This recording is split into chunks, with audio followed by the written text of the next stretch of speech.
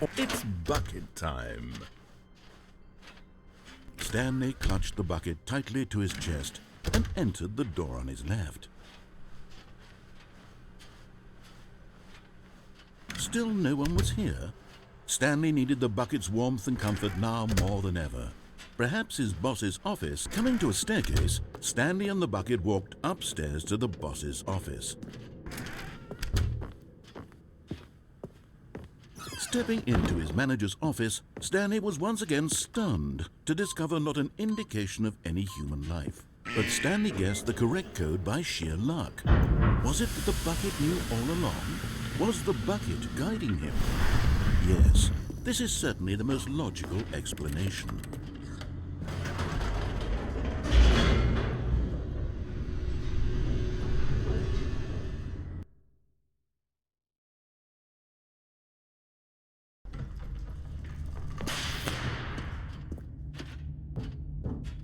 Stanley and the bucket walked straight ahead through the large door that read, Mind Control Facility.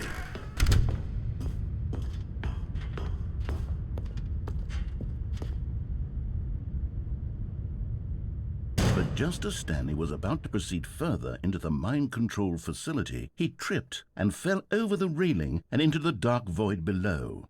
Thankfully, he fell directly onto the bucket, which safely cushioned his fall. Now, what to do next? Stanley wondered. Stanley and the bucket could find no way out of this enormous pit, and so eventually they decided that the best thing to do would be to simply get comfortable down here. So they set up a little couch and relaxed. It really wasn't so bad down here, a bit cold perhaps. After some time had gone by, they installed a few shelves as well, and a sort of kitchenette that was useful for when the bucket was craving paninis. But it wasn't until the rugs and the standing lamps came in that it really started to feel like a home. In fact, after some time, Stanley realized that it had been ages since he had even thought of the mind control facility at all. He'd never gotten to fully explore what was up there, never been able to unearth the many mysteries of the mind control facility. This lack of closure began to eat at him. Soon he was dwelling on his regrets, and the state of their home slowly decayed as Stanley became withdrawn and neglected the cleaning. It unsettled the bucket deeply. Stanley wasn't usually like this. The bucket tried to reach out to him again and again, but to no avail. All Stanley could think about, all he could talk about, was going back, doing it over again, staying on the path. It was a mistake to leave the path. It was a mistake. It was a mistake. I need to do what the narrator says. I need to see the true ending.